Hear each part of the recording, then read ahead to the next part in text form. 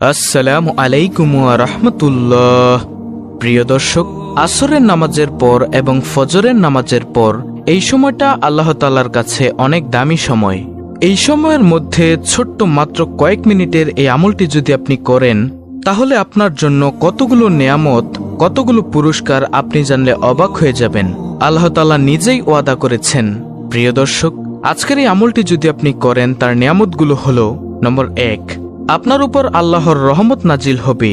2, ফেরেশতারা আপনার জন্য রহমতের দোয়া করবেন। 3, সব ধরনের অন্ধকার থেকে, দুঃখ থেকে, বিপদ থেকে, অভাব দারিদ্রতা থেকে, শত্রুর অনিষ্ট থেকে, দুনিয়ার যত ধরনের ক্ষতি আছে সব ধরনের ক্ষতি থেকে আল্লাহ রাব্বুল আলামিন আলোর পথ দেখাবেন। নম্বর 4, সবশেষে জান্নাতে আল্লাহর দিদার নসিব হবে, সেখানে সালাম আদান প্রদান হবে এবং আরও রয়েছে সম্মানজনক পুরস্কার। প্রিয় দর্শক, আজকের ভিডিওর মাত্র কয়েক মিনিটের আমলটি গুরুত্বপূর্ণ একটি আমল এবং অত্যন্ত দামি একটি আমল। তাই প্রিয় দর্শক, আপনাদের কাছে আমার একটি অনুরোধ, ভিডিওটি না টেনে অবশ্যই শেষ পর্যন্ত দেখবেন, কারণ সম্পূর্ণ ভিডিও না দেখলে আপনি আমলের নিয়মকানুন সম্পর্কে বুঝতে পারবেন না। এজন্য সম্পূর্ণ ভিডিওটি ধৈর্য সহকারে দেখুন এবং শুনুন। তাহলে চলুন মূল আলোচনা শুরু করা যাক। প্রিয় দর্শক, দুনিয়া থেকে দিনের ফেরেশতারা আসরের পর চলে যায় এবং রাতের ফেরেশতারা আসরের পর আসে। রাতের ফেরেশতারা ফজরের পর চলে যায় এবং দিনের ফেরেশতারা ফজরের পরে আসে। প্রতিদিন আমার জন্য, আপনার জন্য দিনে 70,000 ফেরেশতা নাজিল হয় এবং রাতে 70,000 ফেরেশতা নাজিল হয়। যে ফেরেশতারা আজকে আপনার জন্য ডিউটি করেছে, তারা আগে কখনো ডিউটি করেনি, কিয়ামত পর্যন্ত আর কখনো তারা ডিউটি করবে না। প্রিয় দর্শক, এবার চিন্তা করুন, এই ফেরেশতারা কত হাজার বছর ধরে অপেক্ষায় ছিল আজকে আপনার এই ডিউটির জন্য। এদেরকে বানানোর পর আল্লাহ তাআলা যেন একটা চিরকুট লিখে দিয়েছেন যে এত সালের এত মাসের এত তারিখে তোমার ডিউটি। এই ডিউটির কাগজটি নিয়ে এসে অপেক্ষায় ছিল হাজার হাজার বছর। আজকে যখন তাদের ডিউটির দিন এসেছে, তারা কি পরিমাণে খুশি হয়েছে চিন্তা করুন। তারা খুশি এ কারণে যে এই দিনের জন্যই তাদেরকে বানানো হয়েছিল। সূরা বনী ইসরাইলের ৭৮ নং আয়াতে আল্লাহ তাআলা ইরশাদ করেন, ওয়া কুরআনাল ফাজরি ইন্না কুরআনাল ফাজরি কানা মাশহুদা। আর ফজরের কোরআন পাঠের স্থায়ী নীতি অবলম্বন করো, কেননা ফজরের কোরআন পাঠে উপস্থিত থাকা হয়। এই আয়াতের সম্পর্কে রাসূলুল্লাহ সাল্লাল্লাহু আলাইহি ওয়াসাল্লাম ইরশাদ করেন, এ সময় রাতের ফেরেশতারা এবং দিনের ফেরেশতারা উপস্থিত হয়। তিরমিজি শরীফের 3135 নং হাদিস, বুখারী শরীফের 555 নং হাদিসের বর্ণনা, যে ফেরেশতারা রাতে তোমাদের সাথে ছিলেন তারা আল্লাহর কাছে চলে যান। তখন আল্লাহ তাআলা তাদের জিজ্ঞাসা করেন, অথচ আল্লাহ তাদের সম্পর্কে বেশি জ্ঞান রাখেন। আল্লাহ তাআলা তাদের জিজ্ঞাসা করেন, তোমরা আমার বান্দাদের কি অবস্থায় রেখে এসেছ?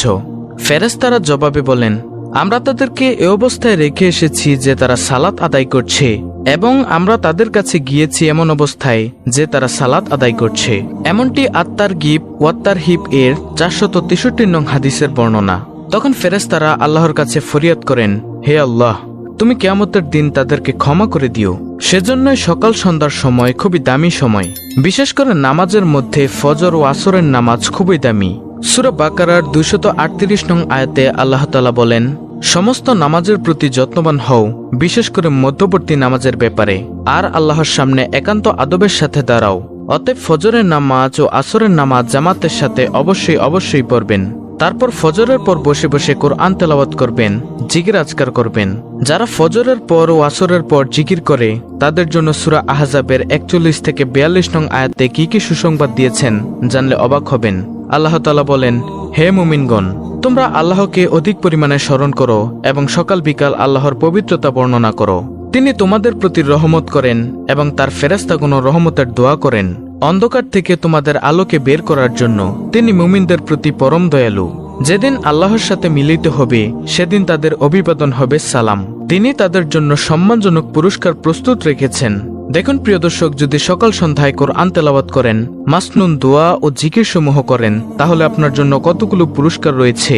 নম্বর 1, আপনার উপর আল্লাহর রহমত নাজিল হবে।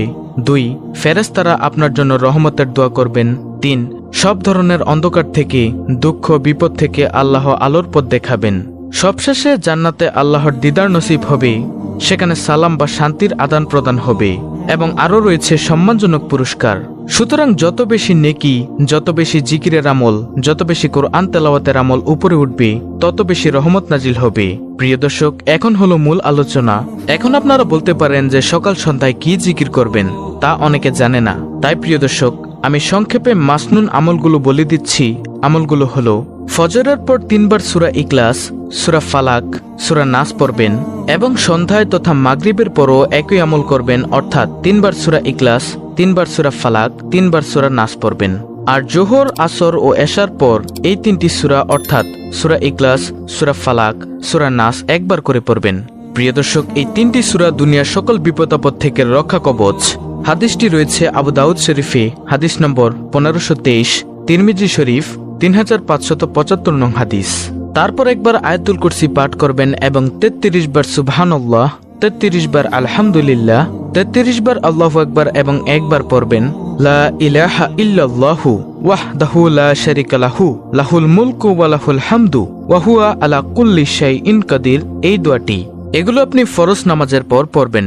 প্রিয় দর্শক, এই তাসবিহ পড়ার সাথে সাথে সমুদ্রের ফেনা পরিমাণ গুনাহ থাকলেও তা আল্লাহ তাআলা ক্ষমা করে দিবেন ইনশাআল্লাহ।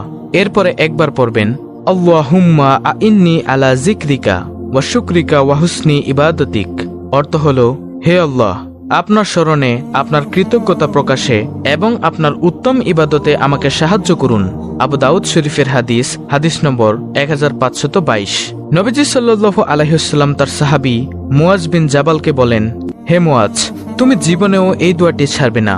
সুতরাং প্রিয় দর্শক, যারাই আজকের এই ভিডিওটি দেখছেন, এই হাদিসটি শুনছেন, তাদের কাছে অনুরোধ, আপনারাও জীবনে এই দোয়াটি ছাড়বেন না। এরপর ফজরের নামাজের পর 3 বার পড়বেন সুবহানাল্লাহি ওয়া বিহামদিহি আদাদা খালকিহি ওয়া রিজআ নাফসিহি ওয়া জিনাতা আরশিহি ওয়া মিদাদা কালিমাতিহি।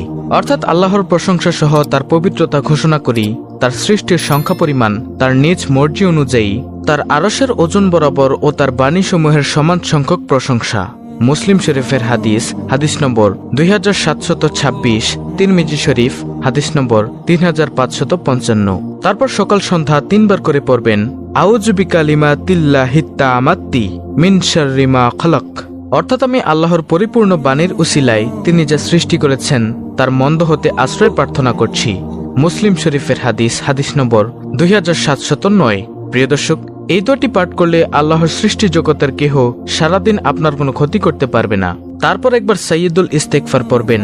ক্ষমা প্রার্থনার এই দোয়াটি যদি কেউ সন্ধ্যাবেলায় পড়ে ওই রাতে মারা যায় অথবা সকালবেলায় পড়ে ওই দিনে মারা যায়, তবে সে জান্নাতে প্রবেশ করবে। বুখারী শরীফের হাদিস, হাদিস নম্বর 6323। আর প্রিয় দর্শক, সাইয়্যিদুল ইস্তেগফার হলো আল্লাহুম্মা আনতা রাব্বি লা ইলাহা ইল্লা আনতা খলাকতানি ওয়া আনা আবদুকা ওয়া আনা আলা আহদিকা ওয়া ওয়াদিকা মাসতাতু আউযু বিকা মিন শাররি মা সানাতু আবউ লাকা বিনিআমাতিকা আলাইয়া ওয়া আবউ লাকা বিযাম্মি ফাগফিরলি ফা ইন্নাহু লা ইয়াগফিরুয যুনুবা ইল্লা আনতা। প্রিয় দর্শক, এটি হলো সাইয়্যিদুল ইস্তেগফার। এটি আপনারা পাঠ করবেন। প্রিয় দর্শক, আজকের ভিডিওর এই আমল ভিডিওতে যেভাবে আমি বলে দিয়েছি আপনারা সেভাবে নিয়মকানুন মেনে করবেন, তাহলে ইনশাআল্লাহ আমি ভিডিওতে যে ফজিলতের কথাগুলো বলে দিয়েছি সেগুলো অর্জন করতে পারবেন। প্রিয় দর্শক, অত্যন্ত গুরুত্বপূর্ণ একটি ভিডিওটি ভালো লাগলে অবশ্যই চ্যানেলটিকে সাবস্ক্রাইব করে বেল বাটন অল বাজিয়ে দিবেন। ভিডিওটিতে একটি লাইক দিবেন এবং কমেন্টে আমিন লিখবেন এবং অন্য মুসলিম ভাই বোনদের কাছে ভিডিওটি শেয়ার করে দিবেন যেন তারাও দেখে শিখে আমলটি করতে পারে।